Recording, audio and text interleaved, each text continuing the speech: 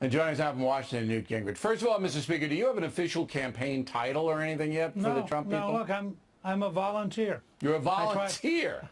I try to be helpful. I see. So you're kind of hanging around and wearing a little Trump hat and a button, and then, you know, if anybody wants donuts, they'd flip a coin on who gets them, right?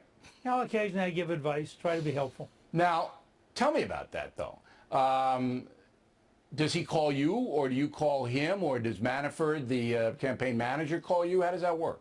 Well, we all chat. I mean, this is a very interesting team.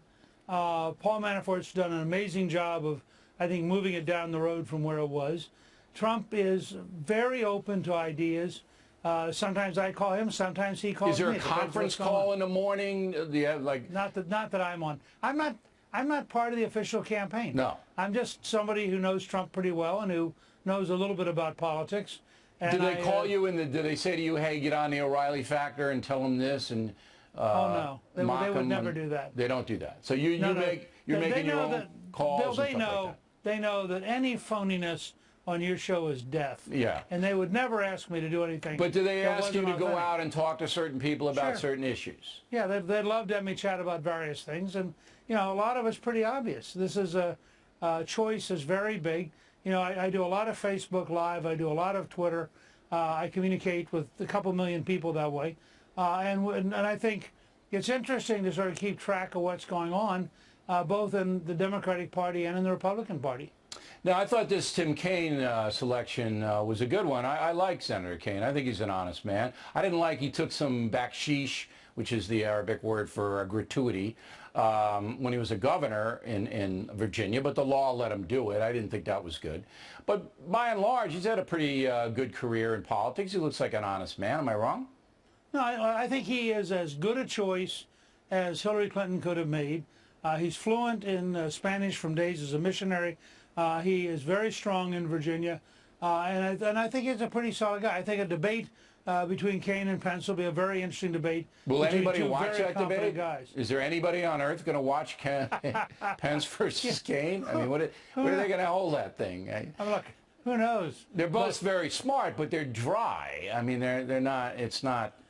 Well, it's fair to say you won't have the reality TV show effect that you're going to have when it's the other Trump one will be the highest Clinton. rated debate of all time. Now, did she pick Kaine to get Virginia nailed down, or to kind of send a signal that she's really coming back from the far left? She wants to be a centrist. Well, I think there are three things. One was she couldn't go to the hard left for a candidate. That would have been too much. Second, Kaine does help in Virginia. And third, he is fluent in Spanish. And at a time when apparently they concluded that they could not put a Latino on the ticket for whatever reason, he's probably as good as you can get. He can be on Univision, Telemundo, etc., and make an effective case. Okay, so you say he's a good choice, and Sure. I thought it was a good choice. I mean, because, and I want you to comment on this. I don't believe that any endorsements from anybody are going to sway any voters. It's just Trump versus Hillary. That's it. You decide. No matter who likes him, who else is going to vote for him. That's it. Yeah, in the end, you vote for the presidential nominee. Occasionally, a vice presidential candidate can hurt you. They very seldom, except maybe for Lyndon Johnson in 1960, which was unusual, they very seldom are significant assets. And I think in this case, both Pence and Kaine are going to do their job. But the real game, when you saw it Thursday night in Trump's speech, which I thought was very effective, and the polls indicate was very effective, Trump began to lay out a really big divide between where Hillary is and where he is. And I think the voters in the polls indicate that they sort of agree with Trump. Now, did you hear my talking points memo? Where I did. Okay. Do you believe that Trump is trying to terrify people into voting for him? No. I think the elite media is crazy.